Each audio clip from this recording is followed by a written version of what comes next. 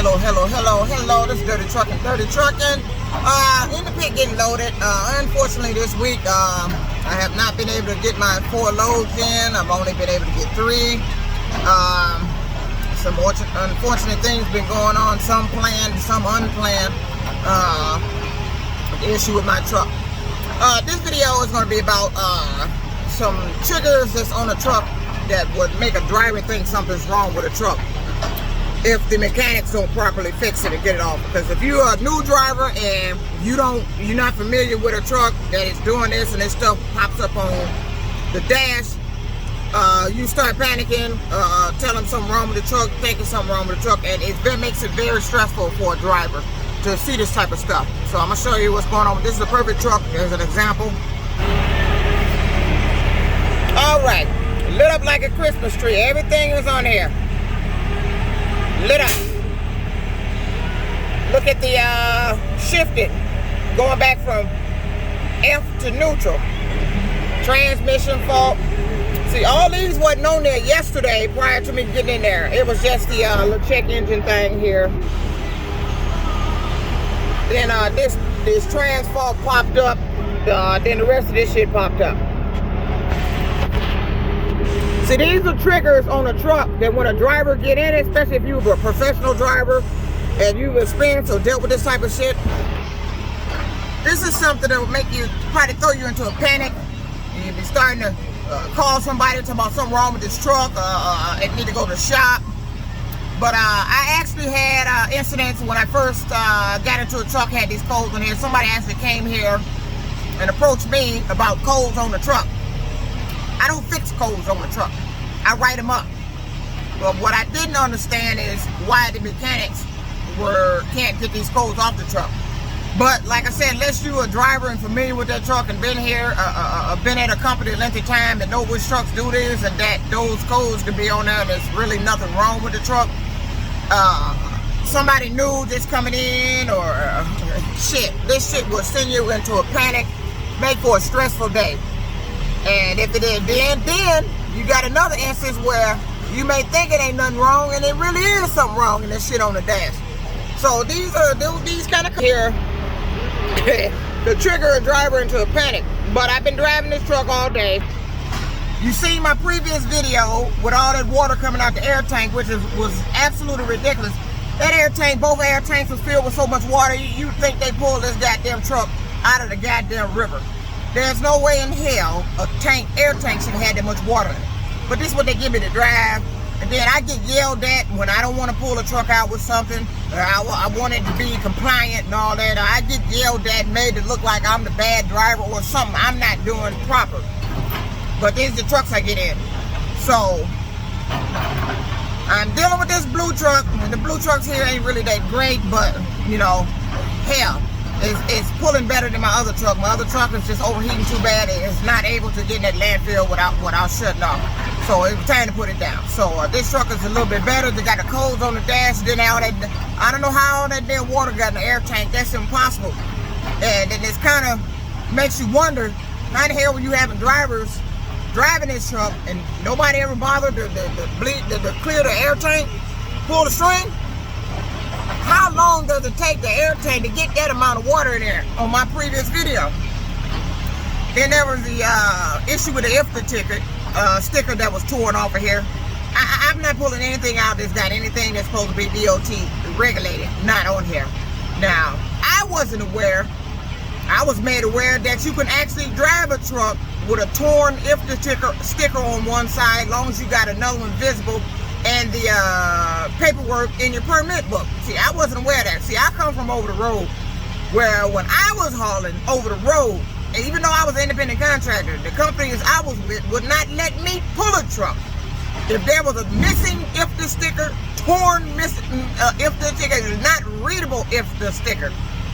And I had that happen. I was on home time here one day. I had my truck parked, was getting ready to come to my truck. Matter of fact, the same side this truck had the IFTA sticker messed up on.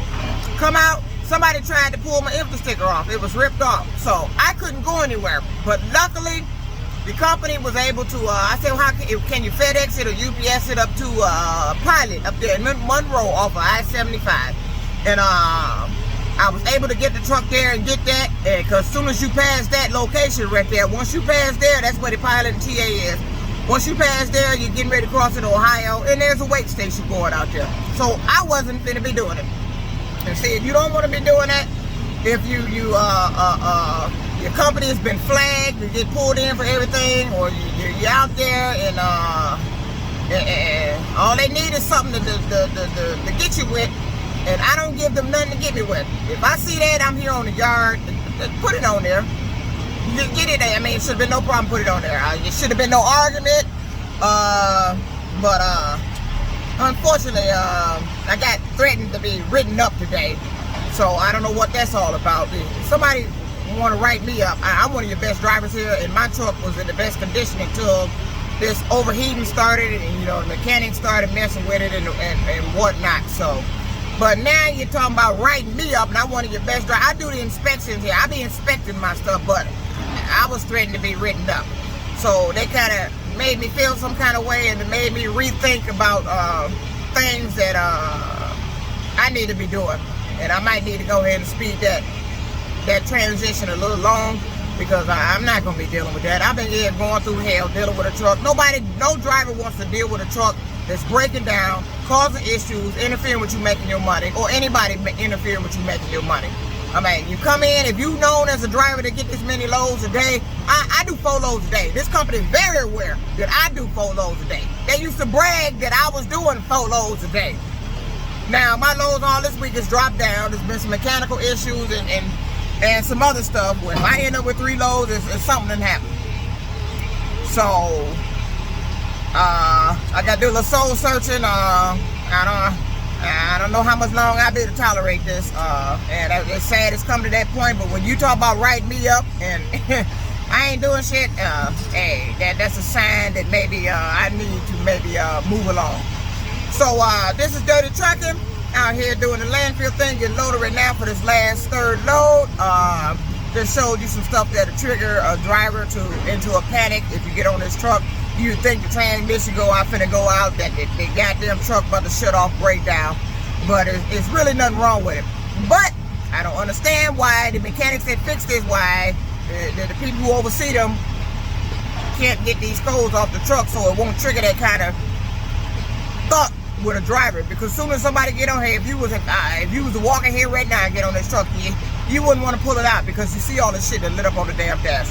And that's how we are as drivers, if you professional drivers. So this is Dirty Trucking. Let's see. The driver see all these codes on the dash. Oh wait a minute, I ain't show you the shifter.